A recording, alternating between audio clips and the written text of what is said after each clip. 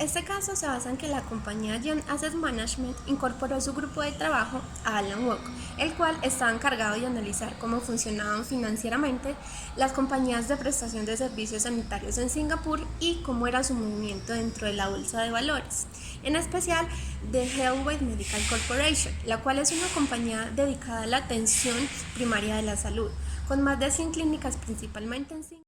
Texto analizado de Healthway Medical Corporation Limited, se puede inferir de que el análisis realizado en la industria de la salud en dicho documento alude específicamente a un análisis de diversas métricas de valoración de acciones, además de un análisis financiero. En ese sentido, se puede determinar que el concepto del análisis de la industria hace referencia a aquel análisis que busca específicamente establecer si una acción se encuentra infravalorada, que esto es a un valor menor al real. Bueno, además de el concepto del análisis se refiere a que las métricas de valoración de acciones de la industria de la salud son atractivas con respecto a otras empresas que se dedican a la prestación de servicios sanitarios, a lo cual el análisis se fundamentó en analizar el funcionamiento y desempeño financiero de la empresa Healthway Medical Corporation en el ámbito de su industria, al igual que comparar el desempeño de esta misma con otras empresas, para lo cual se utilizó un análisis financiero para evaluar una acción infravalorada, teniendo presente que una acción se puede considerar infravalorada con respecto a otras empresas cuando se basa específicamente en parámetros compuestos por la relación entre el precio y las ganancias, el precio y el valor contable y el valor empresarial. La salud es un producto o servicio fundamental para el buen desarrollo del ser humano, lo que hace que esto sea un mercado importante y atractivo, ya que abarca a toda la sociedad sin ninguna exclusión, y eso ha dado lugar a que las empresas que han invertido en este sector o en esta industria tengan éxito y obtengan altas rentabilidades, además de tener la oportunidad para extender su negocio a otros países, ciudades y demás partes. Entonces, lo que acabo de decir que es que se determina entonces que la industria de la salud es atractiva para invertir, ya que es un mercado que se puede expandir muy fácil y además de que tiene la ayuda por parte del gobierno, lo que hace que aún sea mucho más fácil su emprendimiento, lo que traduce en muy buenas ganancias y en una buena rentabilidad para las empresas de este sector. Concuerdo con esta opción de parte de Alan Wong, ya que aunque no hay que imitar a la competencia, sí hay que crear estrategias financieras que vayan en torno a tratar de estar igual o mucho mejor que ella. Y en este caso, tras un profundo análisis financiero de las empresas comparables y de Healthway Medical Corporation, Primero pues que evidenciamos al ver esta tabla es que el EBITDA nos arroja un resultado negativo, pues lo que significa que la empresa no es rentable, y eso es pues, bastante negativo para la empresa. Y también pues no es nada bueno pues para como incentivar la, la inversión en esta. Lo que a su vez también pues, tener el EBITDA negativo, que es que también genera una disminución en el valor de la empresa, y eso tampoco pues, es bien visto para las demás personas. Este indicador también nos sirve para analizar la capacidad de la empresa para generar beneficios, y también lo más grave de eso es que pues, el EBITDA es sin contar también pues, los gastos financieros como los impuestos, los intereses, las depreciaciones y las amortizaciones que tiene la empresa. También teniendo en cuenta pues, algunos datos que nos proporciona la tabla, como es la capitalización del mercado, la cual es bastante baja con respecto a las demás empresas que nos muestra la tabla. También pues se puede inferir que no es como atractivo para que los inversionistas pues depositen su dinero pues en esta empresa. También el precio accionario pues que arroja la tabla es del 0, la cual también es pues muy baja con respecto a las otras, y la cual nos dice que el 0.4 pues es el precio de una acción, pues de lo que vale una acción de esta compañía. Y también lo que nos dice la tabla, que también es muy importante, es que las personas pues no compraron acciones en determinados años, por lo que el trading en PIE es negativo, lo cual también es demasiado preocupante. Bueno, la otra es que si compraríamos acciones de la empresa. Tomando también como ejemplo pues, la tabla, consideramos pues, que a la hora de comprar una acción, como por ejemplo lo que nos muestra en la tabla 52 Week Range, que nos muestra pues, que la diferencia entre el precio más alto y el más bajo de las acciones, las cuales son del 0,03 y del 0,6, lo que nos muestra es que no es como un margen tan grande pues, de precios que pues, oscilan en estas acciones, por lo que pues, no sé, como que no se incentiva la compra de estos, ni pues sí, al no incentivar la compra de estos hace que el mercado no se mueva tanto porque la gente no está dispuesta a comprar estas acciones, por lo que sí, por lo que se vuelve, pues no es tan bueno para la empresa. Y también lo que nos dice pues una nota ahí en el texto, que evidenciando pues que el PE y el EBITDA son negativos.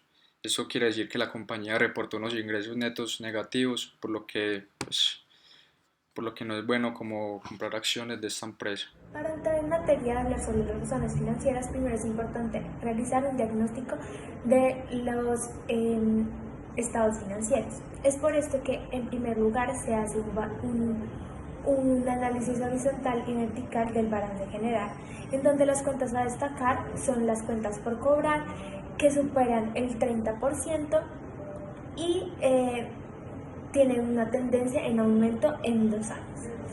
Y a causa de esto se pronostica una pérdida en el último año, en el 2016, y como acción consecutiva a esta, los socios deciden inyectar a capital en este mismo año, alcanzando un casi 105%. Por otro lado, en el estado de resultados, a pesar de que las ventas han aumentado, no han sido lo suficientemente significativas, ya que no han alcanzado ni el 10%.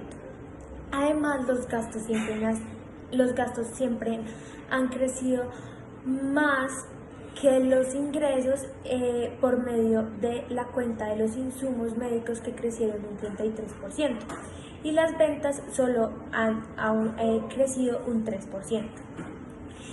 Y a causa de la problemática de las cuentas por cobrar, que se quedan estancadas en la cuenta de las provisiones por las pérdidas de deterioro de las cuentas por cobrar, estas se van aplazando a largo plazo y no se llegan a cobrar, quedando la problemática de la pérdida en el último año. Para hablar de las razones financieras, teniendo en cuenta el análisis horizontal y vertical, vamos a hablar en primer lugar de la rentabilidad. Pues debido a la gran pérdida que tuvo la empresa, se ve reflejado en el ROA negativo muy alto, es decir que el menos 20% de los activos están en pérdida. Su mejor rentabilidad durante estos últimos años ha sido en el 2013 con un 12,25%. Igualmente lo demuestra el análisis del ROE. En el último año los accionistas perdieron el 26% de la plata que invirtieron en el capital, a pesar de que en los otros años no tuvieron un alto rendimiento, pero tampoco tuvieron una pérdida. En resumen, en el año 2013 es un buen año de rentabilidad, ya que les dejó un alto nivel de este. Sin embargo, de ahí en adelante presentará una caída hasta que la pérdida en el 2016 deja como problemática principal y en cuestionamiento qué puede pasar a futuro. Por parte de las razones de liquidez, se tiene en cuenta que tienen una muy alta liquidez.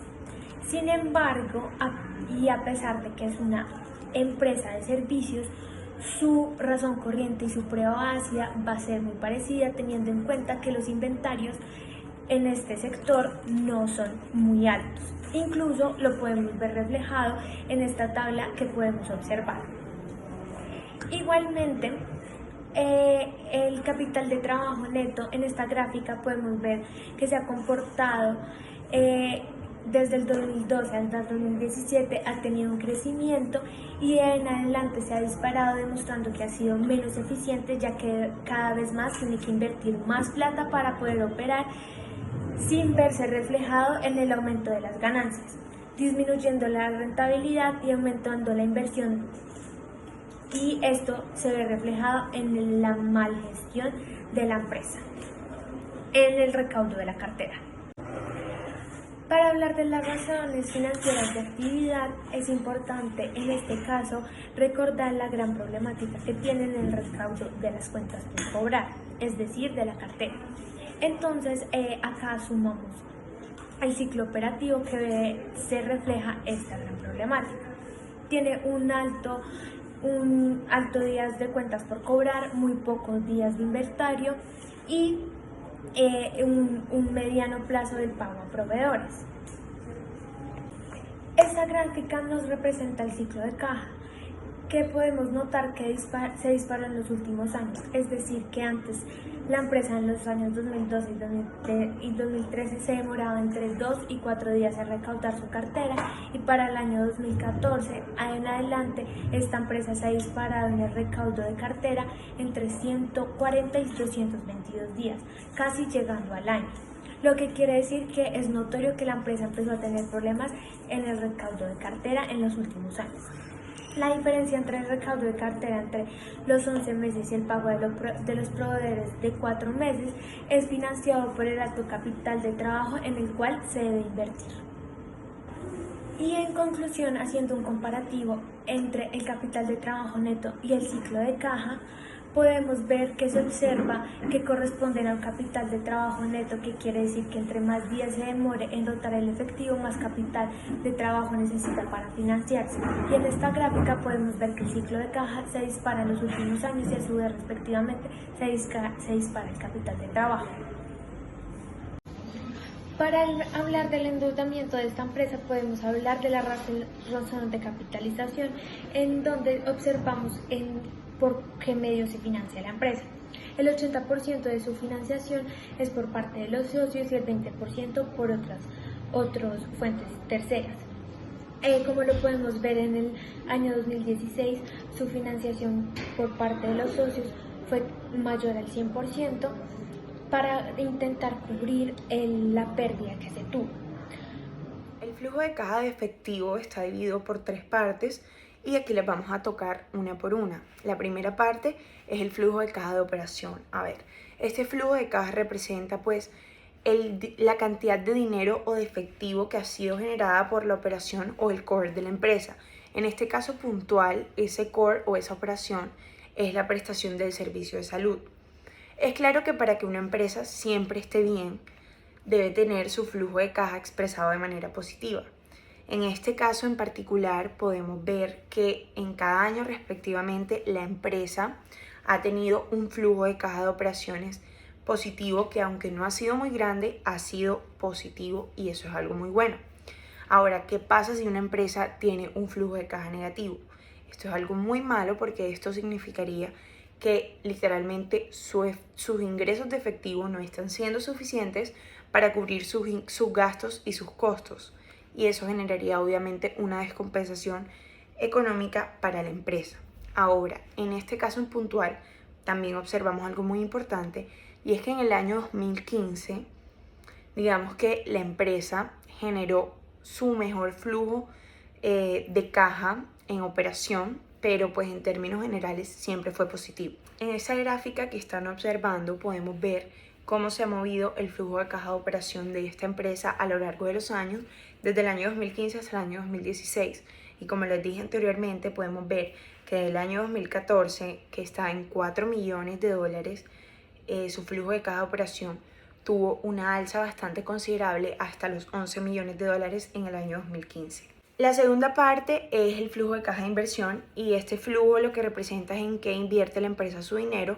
Generalmente se expresa de manera negativa, pero eso no significa que sea algo malo. Lo que pasa es que la inversión, en vez de generarle efectivo y entradas a la empresa, lo que hace es consumirse ese efectivo y generarle salidas de este mismo. Esta empresa, el efectivo que genera lo invierte en propiedad, planta y equipos. Sin embargo, su mayor parte de inversión está en préstamos a terceros, que pues no es algo tan bueno porque no debería írsele pues tanto efectivo en estos préstamos. Aquí podemos ver un poco de la gráfica, cómo se ha movido el flujo de caja de inversión a lo largo de los años. La tercera parte del flujo de caja de efectivo es el flujo de caja de financiación. Este flujo de caja representa de dónde obtiene la empresa su dinero, y en esto se pueden ver dos escenarios. Uno es que puede ser negativo o dos puede ser positivo. Cuando tienen un flujo de caja positivo una empresa, quiere decir que se están financiando, es decir, que están pidiendo más plata prestada, lo que se traduce en mucho más endeudamiento. Y si tienen un flujo de caja de financiación negativo, quiere decir que está saliendo efectivo y que están pagando esas deudas que tenían. En este caso puntual encontramos tanto flujos de caja de financiación positivas como negativos, es decir, que en unos años entraba efectivo porque se estaban endeudando y en otros salía porque estaban pagando esas deudas que habían tomado. La gráfica que están viendo aquí es el flujo de caja neto, en el que tenemos la unión de las tres partes que les hablé anteriormente. En esta gráfica podemos notar algo muy importante, y es que en el año 2013 podemos ver cómo el flujo de caja de inversión tuvo una baja bastante considerable, que es la línea anaranjada, y como ahí mismo el flujo de caja de financiación aumenta, que es la gris, es decir, que la inversión que se hizo en ese año fue financiada con ese aumento en el flujo de caja de financiación que tuvo la empresa. Hemos pronosticado las siguientes variables para el año 2017. Primero, la inflación de Singapur va a ser de 1.38% para el año 2017. Segundo, las ventas para el año 2017 se espera que crezcan en un 4.36%, es decir, que las ventas para ese mismo año se espera que sean de 101 millones de dólares. Ahora, en cuanto a los otros ingresos que han sido suministrados por la empresa a los analistas, nos dan un promedio de 7.2 millones de dólares, el cual a su vez lo proyectamos como el estimado de otros ingresos que tendrán la empresa en el año 2017. Los gastos se proyectan como el promedio de gastos incurridos por la empresa en todos los años anteriores. Los gastos especificados en el estado de resultados incurridos por la empresa crecen a una tasa como proporción de las ventas esperadas. Bueno, los días de cuenta por cobrar se espera y se proyecta que mejore en cuanto a recaudo de cartera en aproximadamente unos 20 días menos. Es decir, se proyecta que pase de 256 días a 236 días, como podemos ver aquí.